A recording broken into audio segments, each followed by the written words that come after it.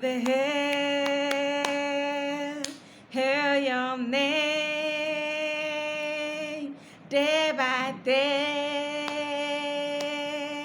I do it, I do it. Hello, beautiful people. Welcome to Rose Cable Channel, where we talk about the realities of life. In our previous post, we talked about leadership. We are still talking about leadership. We are still going to talk about leadership because it is very necessary in our daily living. Yes, we have defined who a leader is in our previous post. Are you a leader? Am I a leader? We talked about that in our previous post. And today we're going to be talking about the qualities of a leader. And the first one in our list is what we call humbleness. What is humbleness? What do you understand by the word? In your own definition, what is humbleness? I say that humbleness is feeling less important of yourself. In as much as you are attained a higher position in life, in as much as you are already in a leadership position, whenever you feel less important of yourself, it takes you higher than you are. Because whenever you commonize a particular thing, you overcome that. So whenever you commonize that particular leadership position you are into, when I mean by commonizing does not mean you should just rubbish it or do anything you want to do with that position. No. What I mean is see it as no position. Rather see it as a learning ground to attain more heights. It is very necessary for us to be humble because it can help you to learn a whole lot. Yes, it can help you to learn a whole lot. Like things that are being cooked up under your nose, things that are being cooked up under your nose, things that you don't know. You know, that's why the Bible talked about the ants. Even as little as they are wise. So learning from your subordinates, learning from people that are under you does not mean that you are no longer a leader. It does not take their leadership position. Remember, you were actually elected as a leader because you have the ability to direct. You were not appointed as a leader just to boss people around. No. That does not mean that you were elected as a leader. Does not mean you're an island, you know it all. No way. It's just because you can be able to control things around you. That was why you were actually elected to be that leader. So whenever you are humble or you humble yourself, you will learn a lot. And when it learns a lot, it will help you in that leadership position you are in. I remember one of the days when I went to school one early morning. I got to school, everywhere was very dirty, everywhere was messed up. The students were yet to come to school, just very few were already in school. And then I picked up the broom and everywhere was messed up. I had to sweep. I started sweeping from the JS1 class to SS3. I swept all the classes. And then when others started coming to school, both the teachers, they've never seen this. They were very surprised. Oh, the principal is sweeping the school. They were all amazed. How can the principal stoop so low as to sweep? I did it not because I didn't have anything on my table to do. No. I did it because I wanted to let them know that everything is not all about shouting. Everything is not all about yelling. Everything is not about flogging. Everything is not about bossing people around. No. Rather, I did it to let them know that there is nothing you set your mind to do that you won't achieve as long as you are determined to do it. Secondly, I did it just to let them know that doing it does not reduce me. It does not take away the food I eat every morning. It does not reduce me from the leadership position or from the principal I am into. So I did it just to let them know that there's nothing in it and I can always do it. I refused to let them collect the broom from me. I did it all by myself. Just to let them know that it's nothing. It's actually nothing.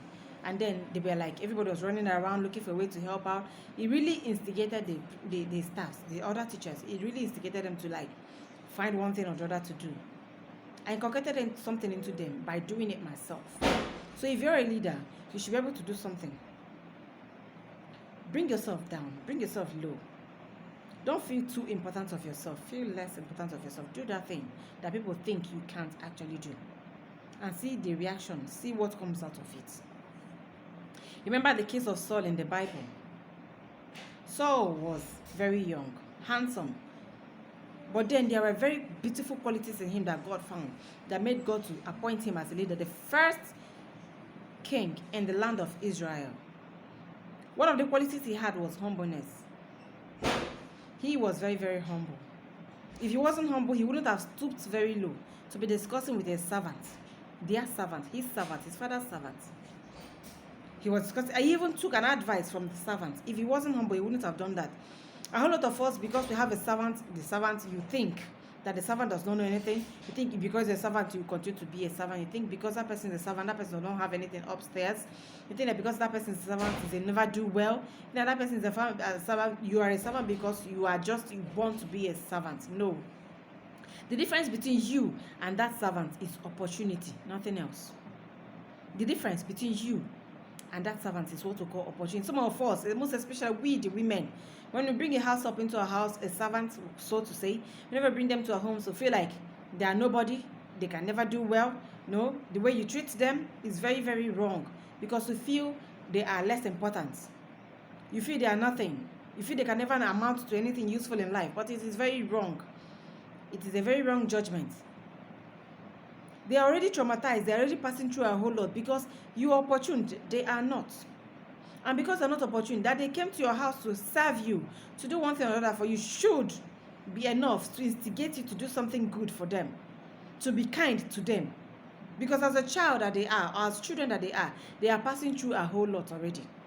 So the best thing you can do for them is just to be kind to them, irrespective of what they do for you. Yes, they came to serve you, but you should learn to be good to them. Buy things for them, take them out, treat them like a mother. It is very necessary. If Saul wasn't taking advice, if Saul wasn't humble, he wouldn't have taken an advice from a mere servant. Yes, a mere servant. We call it a mere, but it's not really mere. It's not a mere servant. It's a human being like you and I. So it's very, very necessary, my dear brothers and sisters, to be humble. You can take advice from anybody. It does not deprive anything from you. It does not take away anything from you. Rather, it makes you a good and wonderful leader. What shall you be remembered for? In that position you are sitting on, what shall you be remembered for? A proud and pompous leader or a humble leader? What shall you be remembered for in that particular position you found yourself? You should try to be good to one another. Be humble. That someone is your servant or that you are ahead of the person does not mean that you're on top of the whole world. Does not mean that it is your birthright. No way. You should learn to be kind to one another. Be humble. Be humble. It is very, very necessary. Be humble to one another. When you are humble to people, you will learn a whole lot. It is very, very necessary. It's a very important quality in the life of every good leader. So thank you very, very much for watching this wonderful video. See you in our next post. I love you all. Bye-bye.